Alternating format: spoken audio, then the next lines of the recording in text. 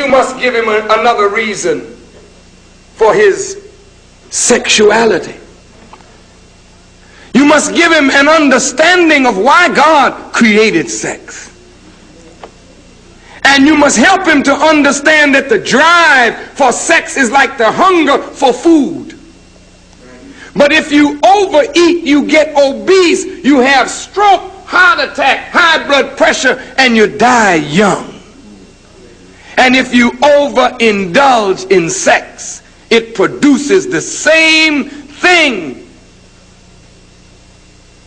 Particularly if there is no commitment to a woman and you take no commitment from a man, you just indulge yourself, then you destroy the value of that very sacred act that God himself has given to us as a means of pleasure, but as a means of the procreation of the human species.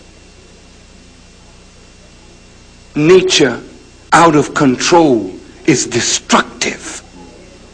Witness tornadoes, witness the volcanoes, witness the earthquakes. This is nature out of control. When you have a nature that you will not try to control, then that nature out of control is destructive, and it ends up destroying your life. How many men and women have destroyed their brilliant futures through their promiscuity? And now promiscuity is leading to herpes and simplex 2 and AIDS and all kinds of corrupting diseases. So people now are afraid to have sex with strangers because they really don't know what they're getting into. So God has to frighten you to keep yourself zipped up. Frighten you to keep your clothes on. Oh, I ain't messing with that. Don't kiss me. Got a little sore in the corner of your mouth. I don't know what the hell that is. God is frightening you back into a sense of morality. God is trying to make a man. I thank him for the Honorable Elijah Muhammad. And I thank Allah for that example that he gave us in the Honorable Elijah Muhammad, that if we key off of that man, we can become men. I wanted to be a man. I wanted to be strong when I was just a young boy. I didn't have a father. I didn't know my father. But I had a strong mother who played both father and mother. I wasn't satisfied with her playing both roles. I would have been happier to have a father. But she was strong enough to be both of them. But when I met the Honorable Elijah Muhammad, I met the father that I always wanted. When I met Malcolm X, I met the father that I always wanted. He was a strong man. He was a disciplined man. He was a man that knew where he was going and would lead others to a goal. So when I met a man like that, I latched on to that kind of man, and in latching on to that kind of man, I started becoming a man. And when you start becoming a man, you start putting away foolish things, childish things. Paul said, when I was a child, I spoke as a child, because I thought as a child and I understood as a child. But when I became a man, I put away childish things. I don't need alcohol now. Drinking is a part of childish behavior for me, because I don't have a need to get drunk. I don't have a need to drink. Smoking I used to do, just to have a feel of a cigarette in my hand, I don't know why I needed the cigarette in my hand. I just had to have a cigarette, But when I recognized, hey, look at what you're doing. You're making yourself a slave to nicotine. And this little old 3-inch brown tobacco with a white wrapping had me hooked. I can't be a man hooked on a 3-inch cigarette. I can only be a man if I put everything under me that God told me to subdue. And he told me to subdue the earth. He said he gave us, man, woman, power to rule over this thing. Why should we sit around and let the earth rule us? This body came from the earth. It was made to be ruled by you. You don't let the penis rule you. You don't let the vagina rule you. You rule it. But too bad you become the color purple. You are ruled by desires. You are ruled by your organs instead of you ruling it. It rules you. We must become men and women with absolute say-so over us. Where she seduced me. Oh, shut up.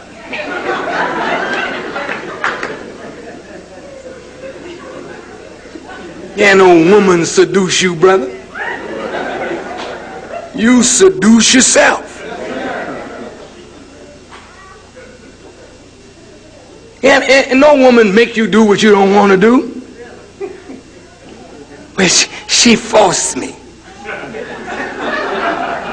Yes, she did. She started taking off her clothes. She forced me. Well, why did you stay there? Well, I just wanted to see how far she was going. And she got so far I couldn't get going.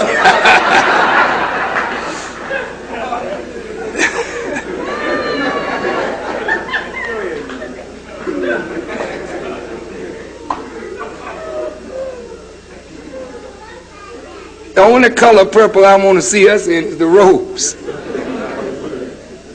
The royal robes of our divinity. And the only way we can restore that is to submit to God and allow Him to govern our lives.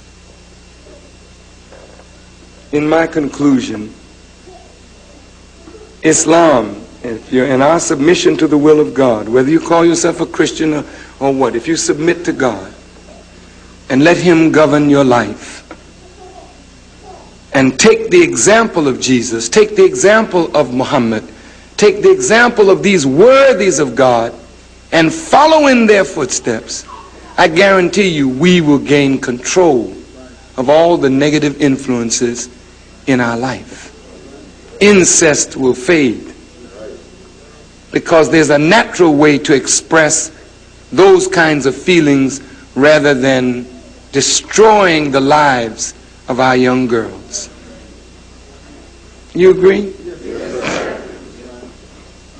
And God made man from the dust of the ground. And once man is made, Satan got to try him to see whether he's worthy to rise. And when man submitted to Satan rather than God, man fell into incest. Right?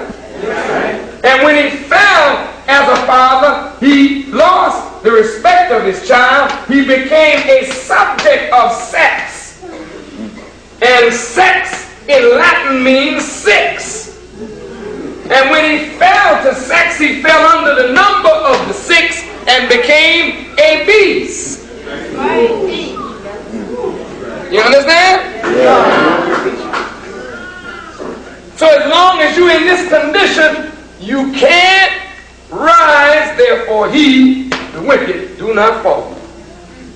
And that's why, brothers and sisters, as I stand up today to deliver the message of the Honorable Elijah Muhammad, a freeing message, a message that makes black men and women see the time, understand the time, and try to be in accord with God's plan for the time, I become a very dangerous man. So they beat on me, see? To do what? To break me. If they break me, then I fall. Then we can't rise. Therefore, they won't fall.